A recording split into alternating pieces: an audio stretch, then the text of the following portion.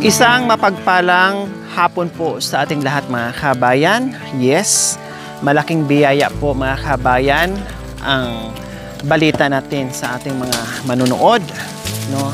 Dito sa buhay ni Tatay Ronnie po mga kabayan. Mula't umpisa, nasubaybayan niyo po mga kabayan ang storya sa buhay ni Tatay Ronnie po mga kabayan. Ngayong araw, isang malaking biyaya ang gagawin po natin. Umpisahan na po natin ang pagbabago sa buhay ni Tatay Ronnie po mga kabayan. Yes! Dahil sa ating mapagmahal na mga sponsors, no, at sa ating mapagmahal na mga supporters, no, yung ating mga followers, subscribers, YouTube members, viewers, commentators, sa lahat po nakikiisa. Maraming salamat po. Ito na po, umpisa na po natin yung ating pinagbuklod-buklod dahil po sa ating lahat na may ambag, dahil sa inyong suporta sa aking munting adhikain, niyakap niyo po yung aking munting adhikain po mga kabayan. Maraming salamat. So mga kabayan, higit sa lahat, maraming salamat po sa ating poong may kapal na siya po nag-guide sa atin sa araw-araw ng ating paglalakbay, sa hirap at ginhawa, sa gitna ng ulan, sa gitna ng bagyo, sa gitna ng init po araw mga kabayan, patuloy po tayo nagsasaliksik sa kabihasnan ng kabundukan po mga kabayan, sa kagustuhan natin na makapagbigay po tayo sa mga kababayan po natin na tulad ni Tatay Ronnie. Pinadama po natin yung ating pagmamahal, although hindi po natikman ng kanyang mga anak po mga kabayan, pero nandito tayo. Hindi man tayo tunay na kadugo ni Tatay Ronnie po mga kabayan, pero higit pa sa kadugo yung pinapakita po natin pagmamahal para kay Tatay Ronnie. So mga kabayan, muli maraming salamat dahil hudyat na para sirain, no, gibain yung dating kubo ni Tatay Ronnie para mapalitan po natin ng bagong kubo. Tulong-tulong ang ating team. Siyempre, maraming salamat po sa team na palagi nandiyan sa atin, nila ni Kuya Joel, ni Kuya Ted, at nandiyan din po ngayon yung pamangkin ni Tatay Ronnie, no, na tumulong din po sa amin dito sa pagiba sa bahay kubo ni Tatay Ronnie po mga kabayan. Nakita nyo naman, grabe, unti-unti natin binago, pinaamo, higit sa lahat mga kabayan, no, yung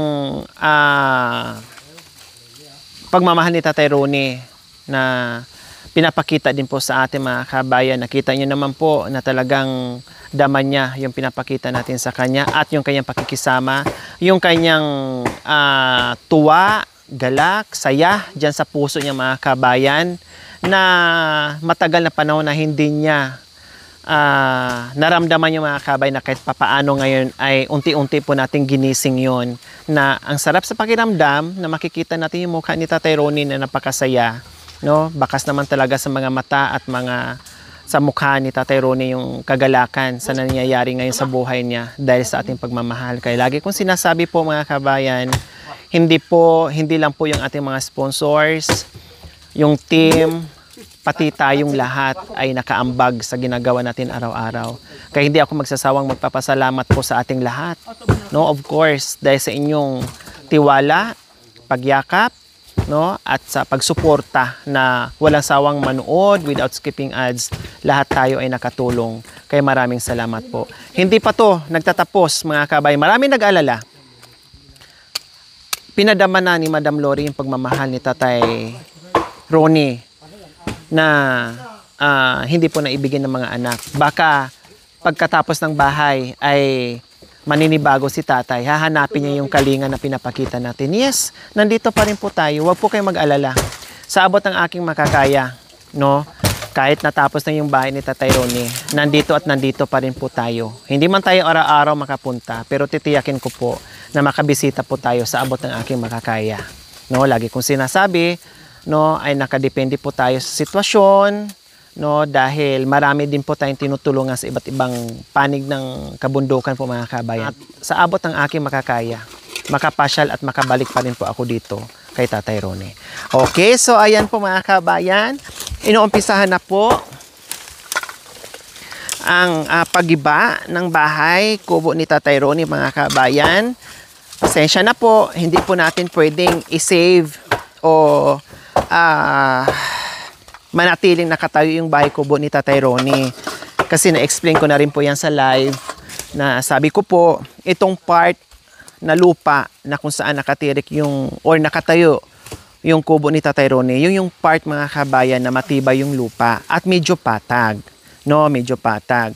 Hindi na po natin pwedeng i-backward pa ng sobra. Hindi na rin natin pwedeng i-forward ng sobra. No? Kasi nga po, slanting na po yung lupa at may tendency po na landslide. Kasi dito mga kabayan, no, dito sa kabundukan, uso talaga ang landslide po mga kabayan.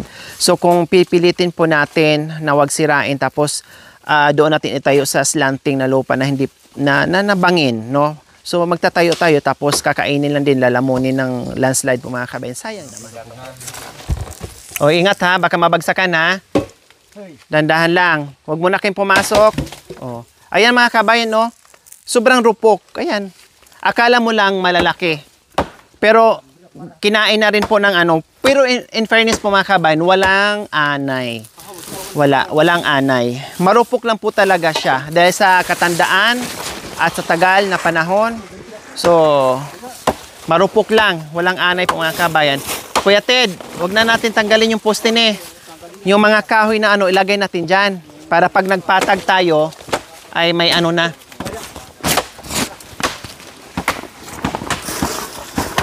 Dandahan. Slowly lang, bantay kayo. Ha? Maraming dagis? Saan galing sa ano? Dito. O, kaya sabi ko mga kabayan, para maiwasan yung dagis. Kasi ang dagis, namumugad yan sila sa mga ganyan. No? Kaya sabi ko ni tatay, magpapaalam ako, yung mga sobrang luma na ng mga kagamitan, mga sako, sunugin namin yan para iwas dagis po mga kabayan. Bahayan kasi ng dagis yun. Katulad dito, may mga sako dito sa tuktok. No, dito, ang daming dagis na talunan galing dyan. No? Kaya, iwasan natin, tanggalin natin. Pagkatapos ito mga kabayan sa bahay ni Tatay Ronnie, so sa nipwersa na naman tayo, linisin natin yung ano, yung palibot ng bahay niya. Unti-unti lang kasi hindi natin kayanin kung pagsabay-sabayan natin yung mga bagay-bagay. Mahina ang kalaban, no? Mauubusan din tayo ng powers. Unti-unti lang. Slowly lang ha, bantay ha.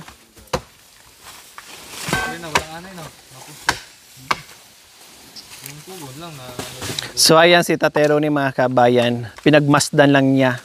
Sabi niya, mga walang hiya kayo, sinira niyo yung bahay kubo ko, palitan niyo yan ng bago, wow. Umanda kayo sa akin pag hindi niyo pinalitan yan. Sabi siguro niya, inalagaan ko to, minahal ko tong kubong ito. Tapos sinira niyo lang ng ganyan-ganyan kabilis, no? Kumbaga, grabe, tinayo niya ng mag-isa mga kabayan, binuo niya ng mag-isa, no? Tapos ngayon ay mapapalitan na rin po mga kabayan ng bago kahit papaano.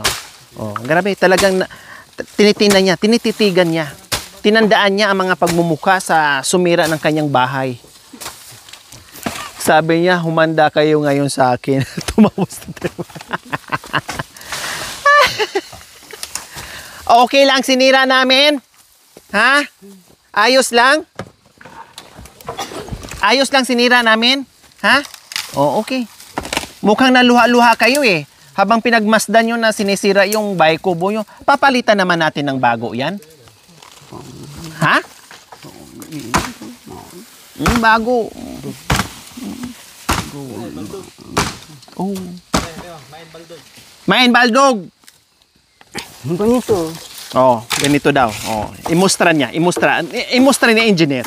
Imustra ni engineer. Oh, may dagdag engineer tayo ngayon. Okay. Ngamakan yan. Oh. Kuya Ted, tingnan nyo ang turo ng head ng engineer. Oh, head engineer to. Oh. Oh. Oh. Oh.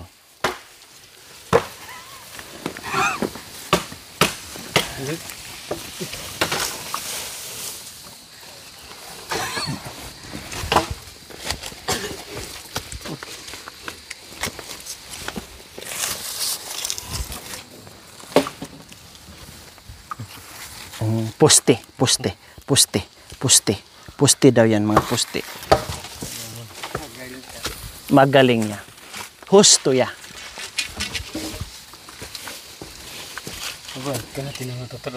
Ah, gusto niya makanyan-kanyan pa. Katulad dati. Gusto niya yung paganyan, yung parang cottage lang din. Gusto niya. Parang mababa yung ganyan ano. Oo. Parang ganito siguro. Oo. Ganon, ito yung style din hindi mawawala. Pero ganun, Oh. paikot daw. Oh. Kaya natin. Kaya? Kaya? Ang putoy na ba yero kali? Kailang yero. Mahirap na ganyan yero. Sa haba niya, kano ba man? Gusto niyo ganyan pa rin style? Maputol mga yero. Sugaw. Sayang! Timpu. Kanya pa. Ito gawin ka naman. Sayang yero. Gawin natin. Ganyan. Koreano kala. Tapos, Timpu. oh, ganyan. Tapos may baldog. Apa itu?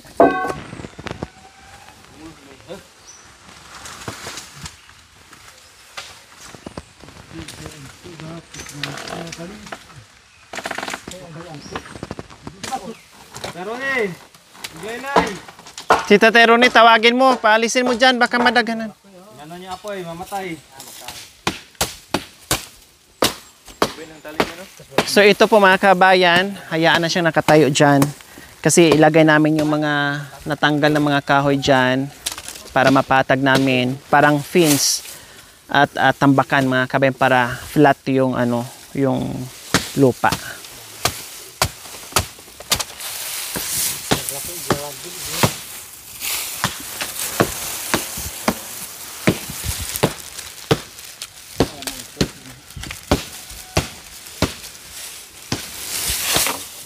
So ito, unti-unti na lang sunugin mga kabayan. Saka na lang. Unti-unti na lang po sunog. Kasi tirahan ng daga yan.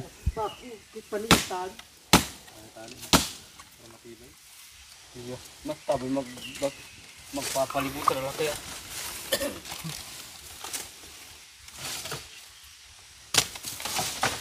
Walang pako. Walang pako, puro tali. Pero matibay yan. By 3 years. Oh. Pang yung Alwa, batat niya. hindi na yung malakas pa si Ratan yan eh.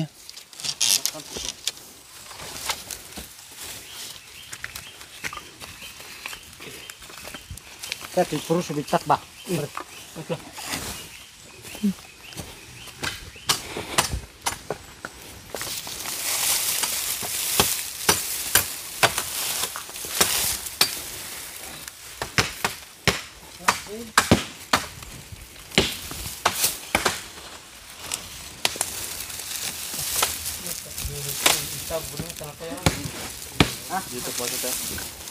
Hmm.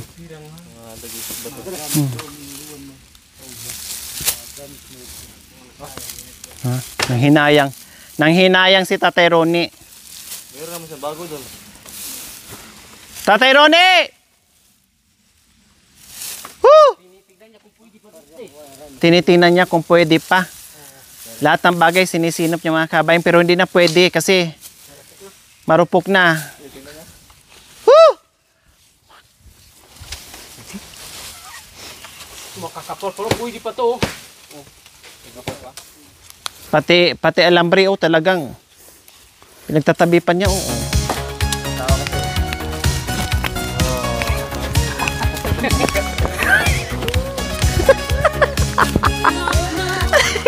Ang lakas mangilitin ito.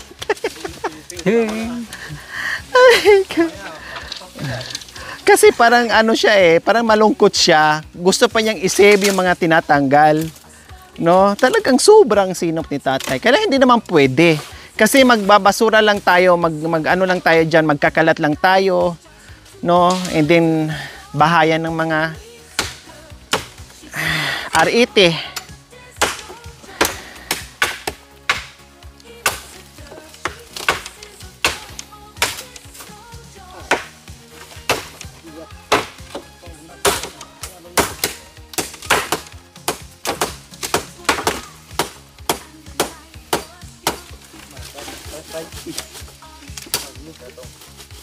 Ang daming pang ano, ang daming pang gatong.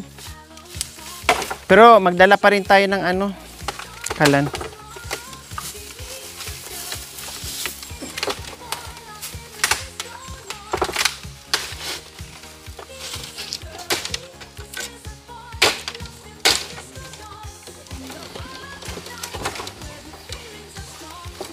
Nandahan ha, baka maano kayo, madaganan, may mga pako.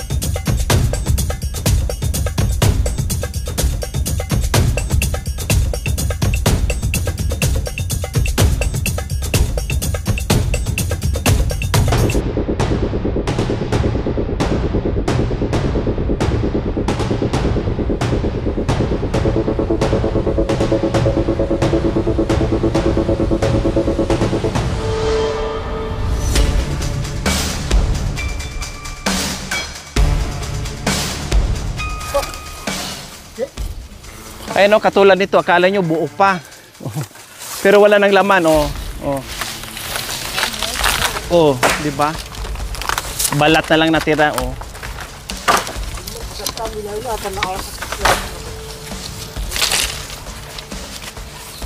Ampaw na siya.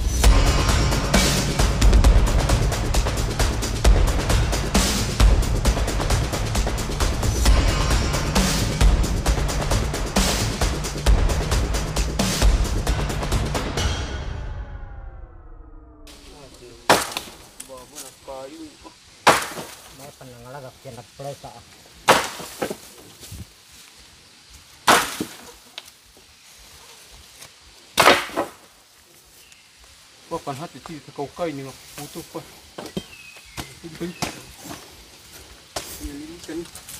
Kami lu ta.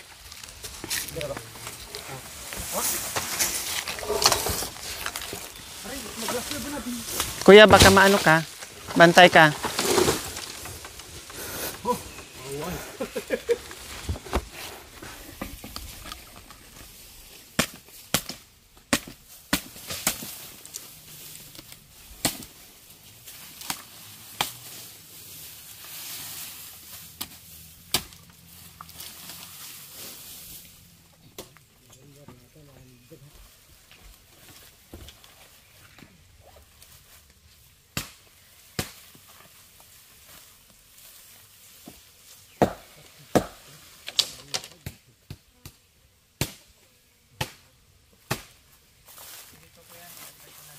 lang.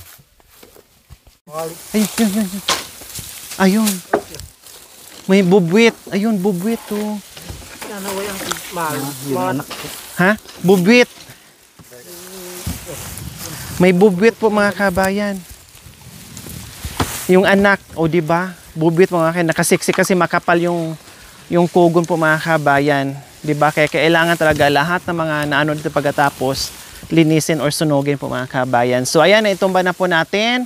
No, at ito na lang po yung kapiraso ay inaayos na po mga kabayan. So diyan muna ilagay, no. Lilinisin na lang po yan mga kabayan, no, sunugin talaga. Maglinis kami dito, magtabas, maglinis yung palibot ni Tatay Ronnie po mga kabayan para iwas dagis po mga kabayan. Sa ngayon hindi pa namin magagawa yan, no. Sa wakas, pagbalik namin dito, magpatag na lang, no, din ayusin dito yung pagpapataga ng lupa po mga kabayan kasi medyo slanting pa din. Dito talagang hindi pwede. Kasi ito yung part na prone sa landslide. No? Landslide po mga delikado. So ayan, hanggang dito na lang po mga kabayan, yung update natin dito sa pagiba sa bahay kubo ni Tatay Ronnie. At abangan nyo po yung iba pang mga magaganap dito mga kabayan. Maraming salamat po sa ating lahat. May tabako pa. Saan? So ayan po mga kabayan, tapos na po natin natanggal yung lumang bahay kubo ni Tatay Ronnie at ito ang nagpaiwan dahil ito ay ginawa niyang poste po mga kabayan. So ipaputo na lang natin yan kasi gawin nating panggatong mga kabayan. So yan na lang ang nakatayo dito sa loob ng bahay ni Tatay Ronnie na dito siya natutulog. No? So wala na. No, patagin na lang natin. Patagin natin and then maglagay tayo ng pangharang dito just in case na bumigay yung lupa, no? Pero sabi ko nga matibay to kasi original tong lupa. Unlike dyan, no, slanting, delikado. So hanggang dito lang. Mag-extend tayo dyan. Backward tayo ng konting-konti na maiwasan natin yung slanting ng lupa para iwas landslide po mga kabayan. So yun po yung reason kung bakit kailangan natin tanggalin yung lumang kubo ni Tatay. No? Kasi i-save natin yung bagong bahay. I-save natin yung luma, pupunta doon yung bagong bahay sa slanting na lupa, paano pag nag-landslide? So na-save natin yung luma. Yung bago, hindi natin na-i-save. So siyempre, priority natin yung bago. No? I-save muna natin to bago yung lutuan niya na or bodega na sinasabi ng ating mga viewers po mga kabayan. Kailangan po ay lawakan po natin yung mga bagay-bagay, anticipate po natin yung mga bagay-bagay na pwedeng mangyari po mga kabayan para hindi yung nasa huli yung pagsisisi po mga kabayan. Okay? So abangan nyo po ang kasunod ng mga kabanata. So pahinga muna sila mga kabayan while waiting sa hot coffee po nila. At habang nanonood ng pelikula si Tatay Ronnie. Oh, talagang siya ang driver, hawak-hawak yung cellphone. Oh, siyempre para magiging relax, kailangan merong habang nanonood. Para relax na relax, feel na feel. Ang hirap talaga pag di ka marunong samba. Ang mabait, walang sa tagal naman natin dito. Ayun. Pag hindi ka talaga ninagarilyo, no, halos hindi mo mabuksan-buksan. Seryoso? Hindi pinatay yung sigarilyo? tumingin ng babae. Sa itsura pa lang. Siyempre, first time mag-use ni Tatay Ronnie ng ganito, kailangan 3 na sabay. Diyan ka Tamaw. Aba, namigay din. Tama ba ko?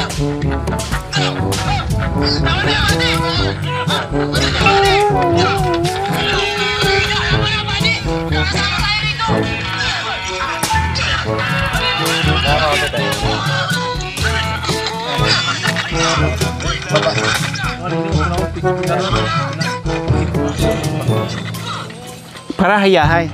Hindi makasindi eh. May hawak na cellphone, ako na mag-ano.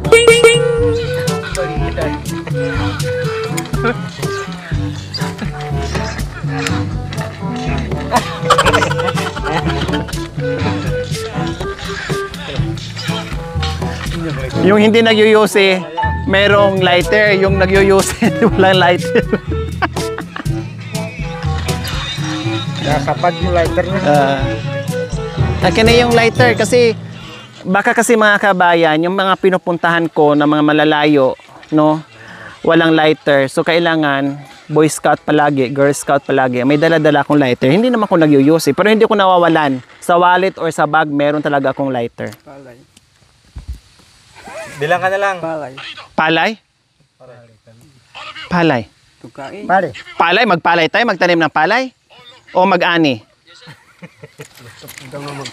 Oh. Sarap, masarap sigarilyo. Sarap. Ayos.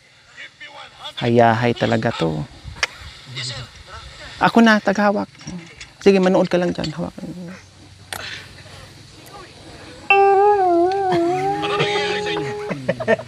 Don. The zone. Daan dito. NANI?!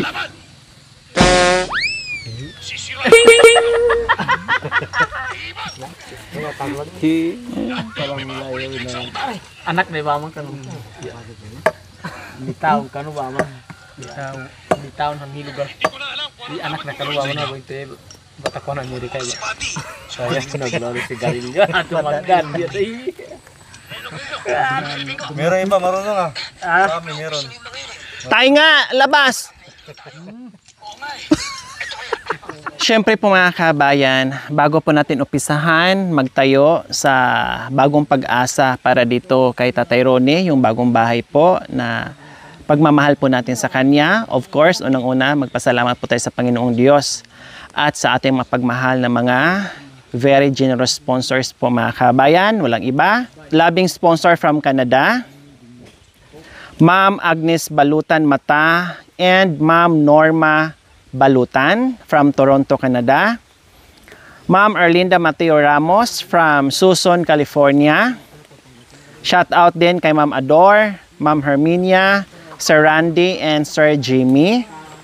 Ma'am Nora Lewis from California. Ate C and Kuya H from Switzerland. Ma'am Jane Adarna Disono from Switzerland. And Tita Susan Jacob from Alicia Isabela. So maraming salamat po, no? Mag-update po ako ulit. So far so good po yung ating sponsor po mga kabayan.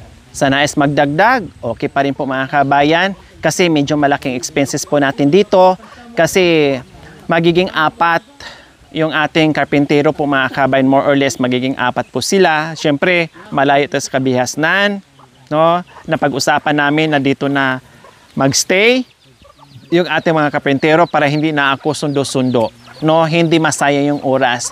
So ibig sabihin magstay po sila dito mga kabayan, no? Tayo nakamonitor pa rin araw-araw. So pag ganyan, pag malayo tas kabihas ng mga kabayan and everything ay medyo ma-expenses po mga kabayan, no? Kasi magtambak tayo ng pagkain, mag-grocery tayo and everything, no? At kahit sabihin natin makalis tayo sa sa ibang kahoy, pero bibili pa rin po tayo ng kahoy mga kabayan, no? Kasi hindi po pala lahat yung nandito nakapalibot kay Tatay Ronnie ay sa kanya, sa mga pamangkin po niya yung iba. So kailangan natin bilhin yung kahoy at magbayad pa tayo sa ibang expenses po natin. So maraming salamat po muli and sana wag po kayo magsawa sa ating vlogs everyday. Paki-share, paki-likes, paki-panood without skipping ads, like and shares po mga kabayan, no? And abangan po palagi yung ating episode po mga kabayan sa lahat ng aking mga uploads po. Maraming salamat and God bless us all. Bye! We love you! Thank you for watching. Don't forget to like, share, and subscribe.